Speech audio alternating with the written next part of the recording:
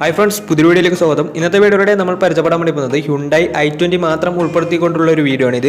Video ഇഷ്ടപ്പെട്ടാൽ like ചെയ്യുക, ഇഷ്ടപ്പെട്ടതിന് dislike ചെയ്യുക. ഇനി നമ്മൾ ചാനൽ സബ്സ്ക്രൈബ് ചെയ്യാത്തവർ തീർച്ചയായും സബ്സ്ക്രൈബ് ചെയ്യുക. തൊട്ടടുത്തുള്ള ബെല്ലൈക്കൻ കൂടെ എനേബിൾ ചെയ്താൽ നമ്മൾ അപ്ലോഡ് ചെയ്യുന്ന പുതിയ വീഡിയോസ് നിങ്ങൾക്ക് നോട്ടിഫിക്കേഷൻ ലഭിക്കുന്നതായിരിക്കും. അതേപോലെ തന്നെ നിങ്ങളുടെ വണ്ടി നമ്മുടെ ചാനലിലൂടെ സെയിൽ ചെയ്യാൻ താല്പര്യമുണ്ടെങ്കിൽ എൻ്റെ മെയിൽ ഐഡിയിലേക്ക് വണ്ടിയുടെ ഫോട്ടോസും മറ്റ് ഡീറ്റെയിൽസും അയച്ചു തരികയാണെങ്കിൽ വരും ദിവസങ്ങളിൽ വീഡിയോയിൽ ആ ഒരു വണ്ടിയുടെ ഡീറ്റെയിൽസ് ഉൾപ്പെടുന്നതായിരിക്കും. അപ്പോൾ കൂടുതലൊന്നും പറയുന്നില്ല, നമുക്ക് നേരെ വീഡിയോയിലോട്ടും. നമ്മൾ ആദ്യം പരിചയപ്പെടാൻ വേണ്ടി പോകുന്നത് ഹ്യുണ്ടായി 2012 രജിസ്ട്രേഷൻ i20 ആണ്. ഈ ഒരു വണ്ടി പെട്രോൾ വേരിയൻ്റ് ആണ് വരുന്നത്. മാഗ്നയാണ് ഇതിൻ്റെ ഓപ്ഷൻ വരുന്നത്. സെക്കൻഡ് ഓണർഷിപ്പ് വരുന്ന ഈ ഒരു വണ്ടി ഇതുവരെ സഞ്ചരിച്ചിട്ടുള്ളത് 67,000 കിലോമീറ്റർ ആണ്. മാനുവൽ ട്രാൻസ്മിഷൻ ആണ് വരുന്നത്. വണ്ടിയുടെ ഇന്റീരിയറും എക്സ്റ്റീരിയറും ഒക്കെ നല്ല രീതിയിൽ മെയിൻറ്റെയിൻ ചെയ്തിട്ടുണ്ട്. മറ്റ് കംപ്ലൈൻറ്റോ ആക്സിഡന്റ് ഹിസ്റ്ററിയോ ഫ്ലഡ് പ്രശ്നങ്ങളോ റീപ്ലേസ്മെൻറ്റോ ഒന്നും തന്നെ സംഭവിച്ചിട്ടില്ല. വണ്ടിക്ക് സർവീസ് ഹിസ്റ്ററൊക്കെ അവൈലബിൾ ആണ്.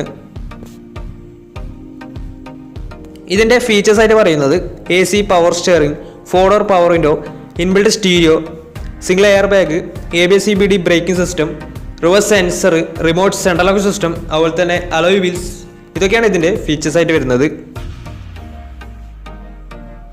വണ്ടിയുടെ ടയർ ഭാഗത്തേക്ക് വന്നാൽ 4 ടയേഴ്സും 60% മുകളിൽ ടയേഴ്സ് ഉണ്ട്. ഈ ഒരു വണ്ടിക്ക് ഒരു 15-16 മൈലേജും പ്രതീക്ഷിക്കാവുന്നതാണ്. ഈ ഒരു 2012 രജിസ്ട്രേഷൻ i20ക്ക് ചോദിക്കുന്ന റേറ്റ് 2,20,000 രൂപയാണ് ഇതിന് ചോദിക്കുന്നത്. അത് നെഗോഷ്യബിൾ പ്രൈസും കൂടിയാണ്.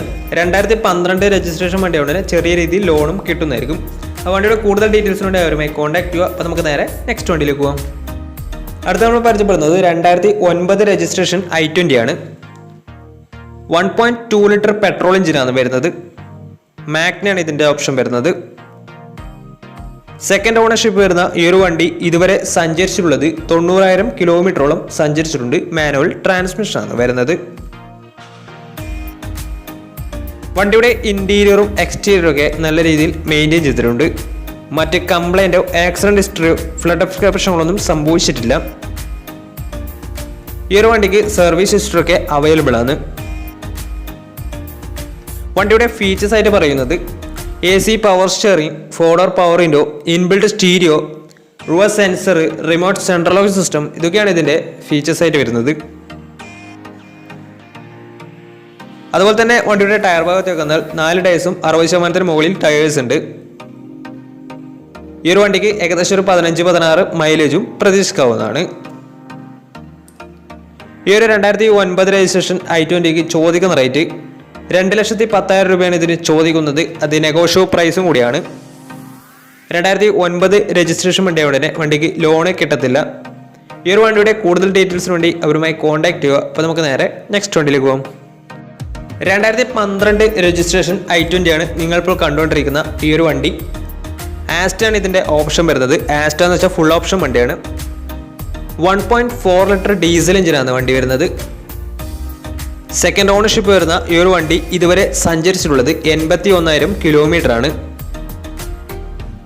മാനുവൽ ട്രാൻസ്മിഷൻ ആണ് വരുന്നത്. വണ്ടിയുടെ ഇന്റീരിയറും എക്സ്റ്റീരിയറും ഒക്കെ നല്ല രീതിയിൽ മെയിൻറ്റെയിൻ ചെയ്തിട്ടുണ്ട്. മറ്റ് കംപ്ലൈൻറ്റോ ആക്സിഡന്റ് ഹിസ്റ്ററിയോ ഫ്ലഡ് പ്രശ്നങ്ങളൊന്നും സംഭവിച്ചിട്ടില്ല. വണ്ടിക്ക് സർവീസ് ഹിസ്റ്ററൊക്കെ അവൈലബിൾ ആണ്. വണ്ടിയുടെ ഫീച്ചേഴ്സ് ആയിട്ട് പറയുന്നത് AC power steering, 4-door power window, inbuilt stereo, dual air bag, ABS EBD braking system, reverse sensor, rear wiper, remote central lock system, alloy wheels, electrically adjustable mirrors, DRL, ഇതൊക്കെയാണ് ഇതിൻ്റെ features ആയിട്ട് വരുന്നത്.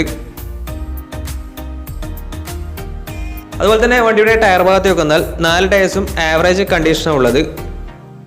ഈ ഒരു വണ്ടിക്ക് ഏകദേശം ഒരു 18-19 മൈലേജ് പ്രതീക്ഷിക്കാവുന്നതാണ് ഡീസൽ വേരിയൻ്റ് ആയതുകൊണ്ട് തന്നെ.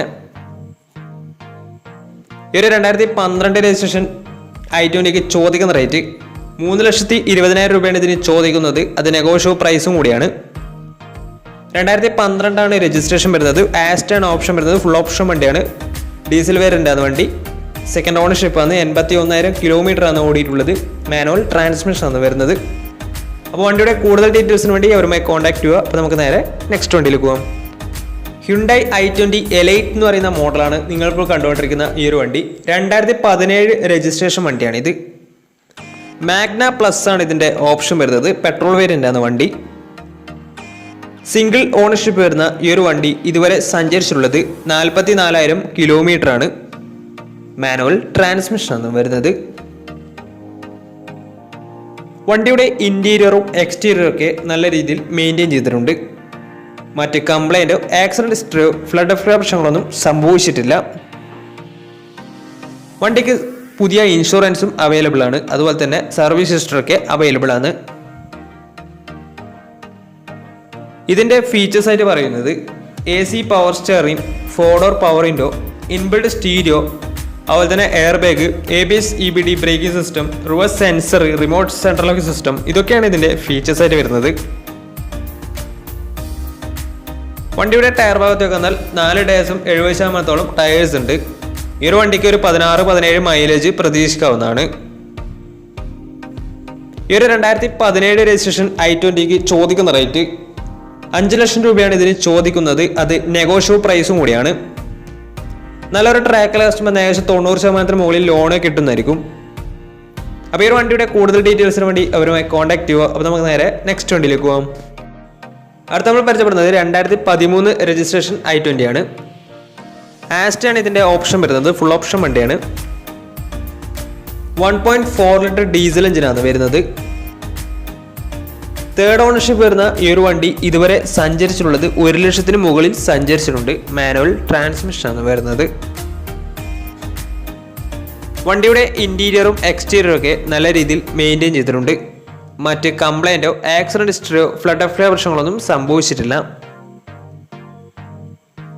ഈ ഒരു വണ്ടിക്ക് സർവീസ് ഹിസ്റ്ററൊക്കെ അവൈലബിൾ ആണ്.